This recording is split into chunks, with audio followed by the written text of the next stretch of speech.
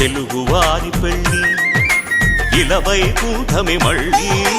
సంప్రదాయమే సౌందర్యంగా సాగుతున్న పెళ్ళి ఇది తెలుగువారి పెళ్ళి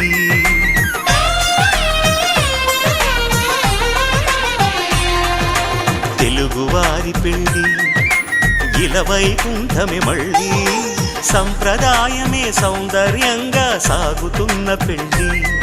ఇది తెలుగువారి పెళ్ళి ఒకరికి ఒకరని అనుకుంటే అదే నిశ్చితార్థం ఆ నిర్ణయానికి తలవంచడమే పెళ్ళి అంతరార్థం శతమానం భవతి అంటుంది శ్రావణ మాసం శ్రావణ మాసం శ్రావణ మాసం తెలుగువారి పెళ్ళి ఇలవైకుంఠమే మళ్ళీ సంప్రదాయమే సౌందర్యంగా సాగుతున్న పెళ్ళి